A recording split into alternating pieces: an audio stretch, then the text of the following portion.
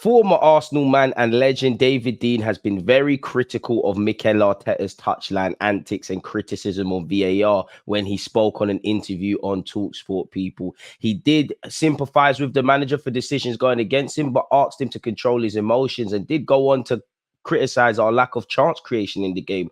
Martinelli, people, a great player. Fortunate to have him at the Emirates. Allegedly for Brazil, he's been playing in a new role, people, playing up front. And as you can see in the images in front of me, or better yet, the video, in Brazil training, in terms of build-up play, Martinelli has almost been deployed as a striker, dropping deep and so on and so forth, people, which I'm here for. I believe Mikel Arteta, has to be flirting with long-term Martinelli being an option up front. I don't necessarily think he's necessarily ready for it, because I do think, his biggest strength and weakness is that he's very chaotic. He always wants to be involved. And as a striker, I think Gabriel Jesus, his fellow Brazilian, has the balance of when to get involved and when to be selfless. And I don't necessarily think that's an immediate thing that Mikel Arteta will be able to teach Martinelli. But in turn, I think it's something to learn. But if he's learning how to play that for Brazil, indirectly, as you lot know, Arsenal benefit from that, really. And he has the scope. I mean, he's flirted with playing up front on occasion for Arsenal. And again, I'm so proud of our star boy, man, from his first debut, bit like with Saka. You're seeing what Saka's doing for England. To see Martinelli get into the Brazil setup and get his first Brazil goal, it's what dreams are made of. And he even paid homage with his celebration, people, to Fabio Vieira and Fabio Vieira's kid that's recently entered this world. Congratulations to him. He did say, "I've never played so much in creation, but it felt good. Denise has been talking to me, giving me confidence. I feel comfortable playing like this." He just asks us to float a lot and be close to each other. It went very well with Vinny, and everything will be fine with Jesus. We are used to playing together at Arsenal. And I think I speak for every Arsenal fan. We want to see you two and Saka play together on a more frequent basis. When you look at his chance creation and shots for Arsenal and in the Premier League, he's up there. So he has the facilities to play up front. He's also top for dribbles with 14 in the Champions League. Saka is second. So I don't want to see that gone anytime soon. Going back to the Unai Emery days, he said that he still sees Martinelli as a left winger, despite him playing up front on occasion, people.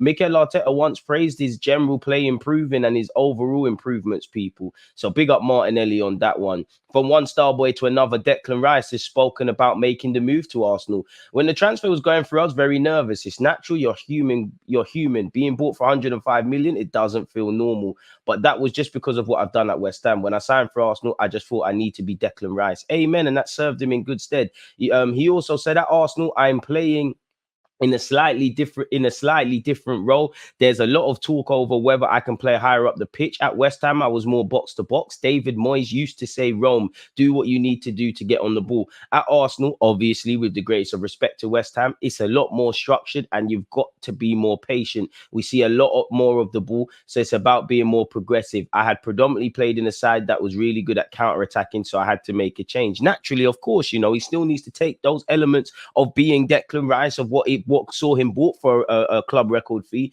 with obviously this new look Declan Rice that Arteta wants to make. Obviously, we play a different style to West Ham. We're on the front foot a lot more, team set up on a low block. And I don't know if we'll ever mention Declan Rice in the same aspect of Lampard, because Lampard was a goal scorer midfielder, but he's showing elements. I've said it before.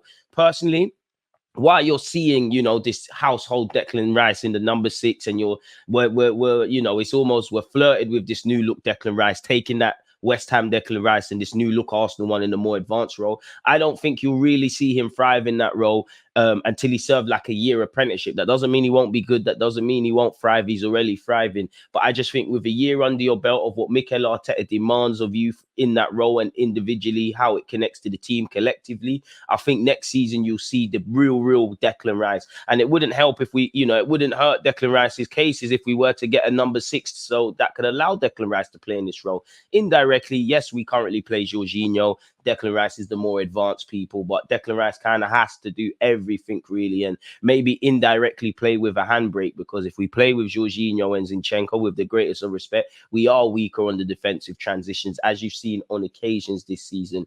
I mean, Declan Rice is 105 million well spent. It's almost nobody. There was a lot said about his price tag. He's already shut that up. Me personally, business is business, and West Ham obviously got a great fee for him, but I think we owe West Ham something. If I'm honest with you, feel free to take Lokonga off our hands, West Ham. Me personally, where it comes to Martinelli, I believe he can play up front. I believe he's a player. You've seen him play on the right hand side as well, mainly in Brazil. He's a player for me. You know, you look at the top players, obviously, you know, top attacking players, they have positions where they thrive in more than others. I don't see any reason why, you know, Gabriel Martinelli can't be a player that can thrive on the left hand side, the right hand side, or through the middle. His bread and butter is on the left. Obviously, with a lot of injuries and what we're trying to do in terms of team play and stuff, I don't really want to see us mess around with the left hand side of our pitch unless it's the left eight, because we're kind of going to be crippling our build up play. I believe for now, you know, Martinelli needs to stay playing on the left hand side, but it is an option long term to be groomed as a striker. Of course, you know, he is ticking in the right way. He is improving. You know, he doesn't just do things at 100 miles per hour. He's getting variety in his gameplay. But I think that's more of a long term thing. Don't get it twisted. There's been occasions where you could argue Martinelli, like with Trossard, could play up front. And I think even with that, you know, I think if he's playing with Gabriel Jesus, you know, Gabriel Jesus can occupy the left at times. Martinelli can do the same. As we've seen on occasion, he does that very well with Trossard. You know, at the only time I haven't really seen Martinelli thrive when he plays through the middle. I'm sure he played up front last season, a game against Sporting Lisbon away. I could be wrong. So I expect him to kind of struggle in certain aspects. But if Brazil want to use him as that, indirectly, that benefits Arsenal and Mikel Arteta, really, and it improves his footballing IQ. Because as you know, the way you play from club to club or club and country, you know, collectively and individually is a completely different thing. As I alluded to earlier in the vid, when it comes to Declan Rice, for me, the world's his oyster. Like, we all knew Declan Rice is a fantastic player, but when he's playing around other good players and at a top club, with the greatest of respect to West Ham, and playing in a different light, that's where you see the qualities. And there's been times you've literally seen the same Declan Rice from a West Ham shirt in an Arsenal shirt. Thank you very much for selling him to us, West Ham, because he's fantastic. In terms of this new look Declan Rice, I mean, you know, for me, you know, he's previously spoken about, I like to learn from Jorginho when he was at West Ham, when Declan Rice was at West Ham. You've got him as a teammate. Learn from him and take little bits and pieces out of his game. I would like to see him look at Lampard and people like that, people that make those third man runs and things, because I think Declan Rice has got it in his locker to at least get 10 goals in all comps this season and a couple of assists. As I said, you know, when he signed for Arsenal, a bit like with Pep Guardiola, you know, every person that signs for Arsenal, they speak about how they thought they knew football. Mikel Arteta is changing them. You know, imagine, you know, everything, you know, Declan Rice, England international, won trophies at West Ham, played for a massive club like West Ham, played over 200 times probably for West Ham or something like that, and a significant number of games in the Premier League. You've been playing football for a long time, and I'm sure David Moyes and Southgate and all the other managers who've been around, they've taught him a lot of stuff. But you know, everything you thought you knew, it's like going to university to study as a doctor or something, and then, you know, a world leading professional doctor takes you into their organization and tells you that, yeah, a lot of the principles are the same, but everything you thought you knew was a lie. It's going to take a while to get up to speed with that.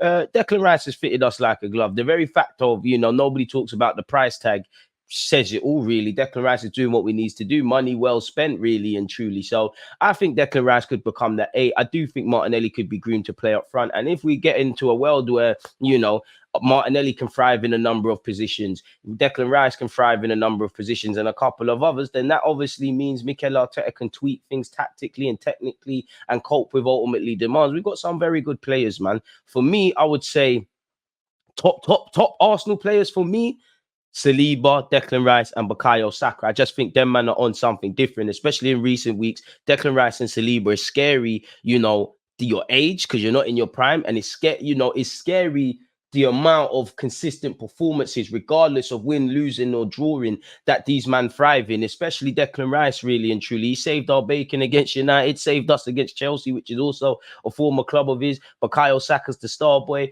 Obviously, you've got Martin Odegaard, Gabriel Jesus, to a degree, Zinchenko, Martinelli, people, you know, Martinelli's up there as well. People that are central to what we want to do. So I'm all for it, really and truly. And when you look in our team, beyond the obvious, who is the finished article? Yes, Jorginho, Partey, the El Nenes, they're kind of what they are at this age, but none of these players have really scratched the surface. So, yeah, in relation to David Dean's comments, you know, David Dean, you're a legend of mine, and you're a man that a lot of us Arsenal fans of a certain age, I would say 28 plus, I'm only 28, 29 in April. Make sure you got that in your calendars.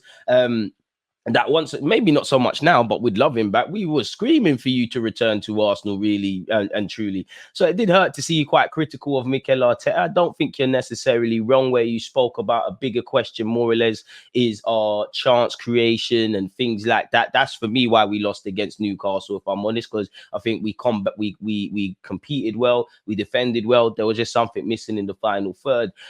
It does hurt, David Dean, because you're an Arsenal man, and I don't know why you went out and said that, but come on, man. When other managers are showing emotion and things like that, they've been praised. I know they get on to Klopp, but Klopp was celebrated, Conte was celebrated, Jose was celebrated. A lot of them were condemned, and a lot of managers, you know, De Zerbi came out and attacked VAR and refs and stuff, and I don't know if anything's been said, but to me, it hasn't made this big circus. It's like Mikel Arteta has said it. It's almost like the message isn't necessarily what's wrong. It's the messenger, which is the fact that Mikel Arteta is saying that. But as George Graham said, it's to be expected. We're Arsenal. We should want to be hated, really and truly. And VAR has done us dirty on a number of occasions in the last 2 years, including now. But I also feel, you know, I look at the Brentford game, I look at Newcastle, we can waffle about VAR as much as we want. Truly in my heart, I believe, regardless of VAR, there was variables that we could control that we didn't do well enough, really. I think I speak for every football fan when I say there is a lack of consistency. VAR is baffling and it's not right. You know, the decision should be spot on in a day and age where you've got all this money and all this spotlight in the football.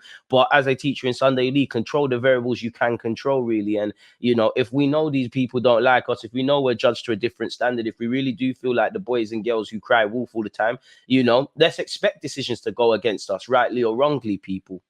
So yeah, that's my opinions on everything we've said. But let me know your thoughts. Do you think Martinelli can develop long term as a striker? Do you think he could do that right now? What do you think of Declan Rice's development? Big up Gabriel Jesus, because he's also fit as well. Make sure you're checking out the rest of the other videos, people. If you're not going to do anything, like, comment, subscribe, boost the YouTube algorithm. Let's move. We're flirting with 60k, people. I think we got 57 and some change. We can definitely get that by next year. So yeah, man, bless you lot for tuning in. Appreciative to you lot for tuning in. Stay blessed, stay safe. Check out the rest of the vids. One love. Always just that active red man defending.